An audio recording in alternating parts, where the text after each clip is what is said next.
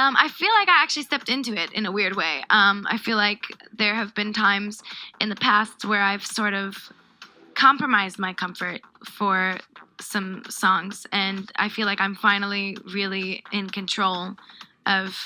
I feel like I'm more in control of my sound. When an artist does that, is it just because label pressure? Well, no, because you're young. You know what I mean? It's like you're young. You don't know if you want to do what you think people want from you, or what sounds good to you. Right. And now that I feel like I am more of an adult and a dangerous woman, I'm sort of just like, nah, that sounds good to me. I'm gonna do that. 2016 was a dangerous year. We had the Pauls and the Christina Grimmie situation, sadly, as well as the alligator thing at Disney. That was crazy. I was there, as in I worked for Disney at the time, which you would know if you watch my videos regularly. We also had politics. Thankfully, the entertainment scene was vibrant, to say the least. The word covers a lot of ground. Rihanna had released what I and most fans of her music presume to be her last album, Anti. Beyonce's performance at the Super Bowl caused quite the stir. The Ye and Taylor Swift feud reached a fever pitch with Ye releasing this video. I cannot believe this video is still up. Katy Perry released Chained to the Rhythm, which had political undertones. No, wait, that was in 2017. 2016 through 2018 to me could have been the same year, meaning those years went by so fast that they bled into each other. Anyway, in 2016, Ariana, of course, released the album that turned her into an icon. Dangerous Woman is Ariana's magnum opus for now, in my opinion. Eternal Sunshine is runner-up.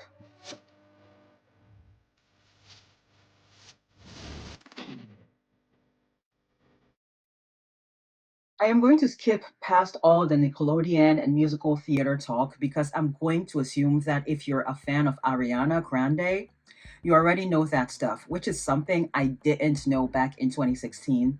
And I also thought Dangerous Woman was her second album. Problem featuring Iggy Azalea introduced me to Ariana Grande, but particularly this viral video of Rihanna allegedly seemingly laughing at Ariana during her performance. She wasn't laughing at her, but you know how the internet can be.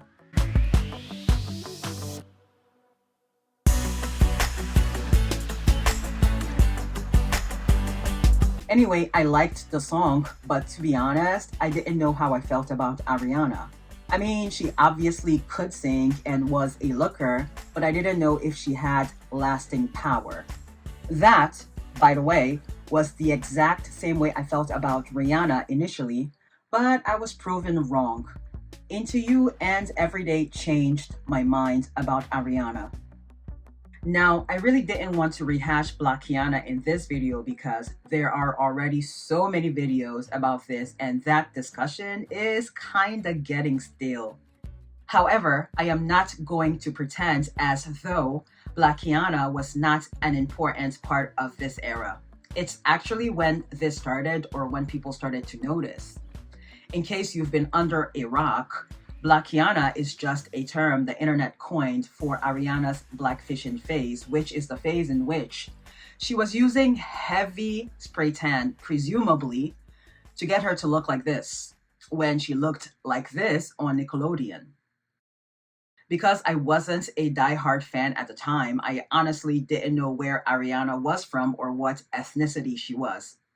Her name sounded French, she looked like she was of Spanish descent, and she spoke like this. I'm like, bitch, that's my cookie, that's my juice, okay? Thank you, next. That's what this baby picture says. She's like, nah. I know, a simple Google search could have answered that question, but that wasn't top of mind for me.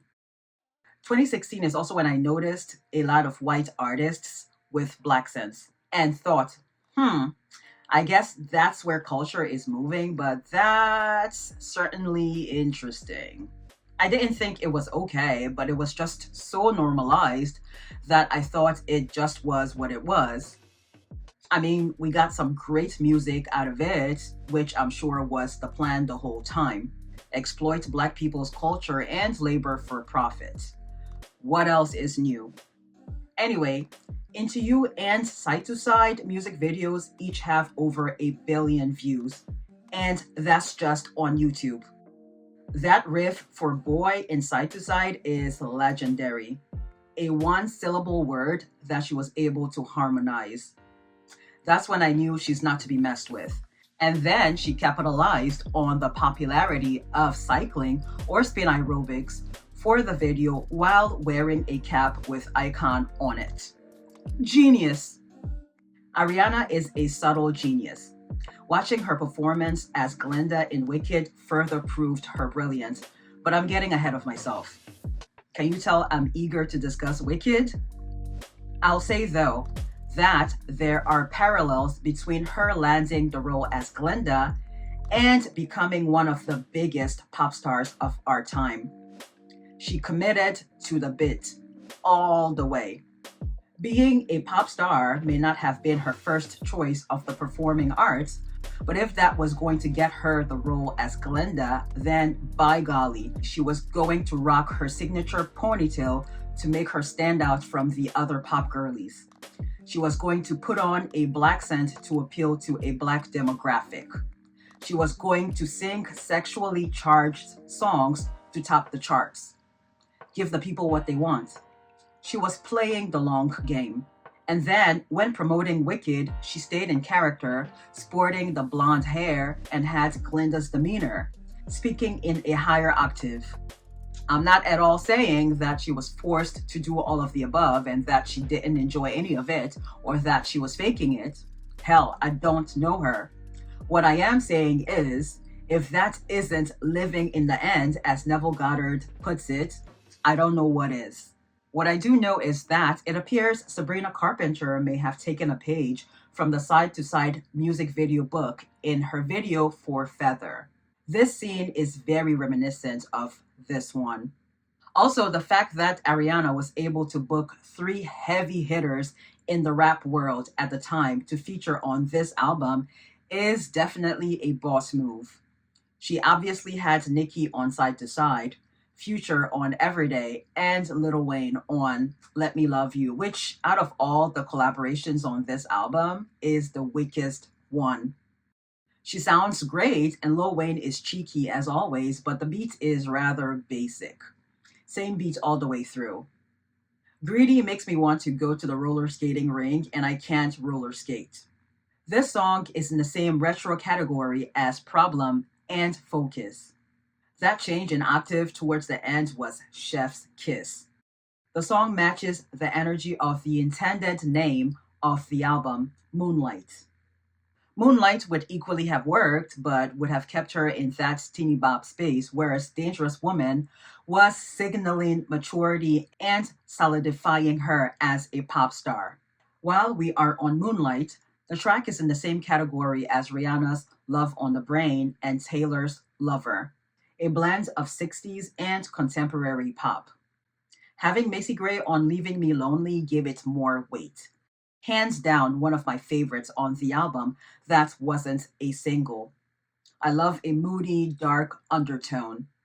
Thinking About You should have been a single. The Into You remixes are just as good, if not better, than the original.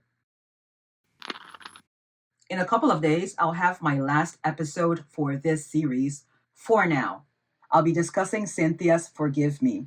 I purposely left Ariana and Cynthia for last because come January, I'll flow right into discussing Wicked for Good, along with other movies I didn't get a chance to discuss this year. And I'll be doing that through March. Then I'll have a bit of a break in order to prepare for the next series in April, which will be Cameroon and Ghana related videos. And April will actually mark 6 years since my initial Cameroon series, where I posted only Cameroon-related videos throughout the month of April. This was during the lockdown. I'll link the videos if you're interested in binge watching them, which is always encouraged. Responsibly, of course, and will certainly help with my watch time. Once the Cameroon series is done in June, I'll break yet again to prepare for my next Black and White album series with these 12 albums. The series is to ensure that I can jump around and discuss pop albums from different decades without it feeling random or all over the place, because there is a theme. The theme being black and white album covers. Eventually, I'll do a red and black album cover series, but that's not for a while. So that's the tentative schedule for what my 2026 will be looking like content-wise. And if that sounds interesting to you, consider subscribing, joining my corner of the internet. My Patreon and membership are listed below if you're interested. Not a requirement to join unless you would like additional videos or you just want to support what I do. Thank you in advance and see you in a few days for my review of the one and the only Cynthia Erivo's latest album. But in the meantime, watch this next.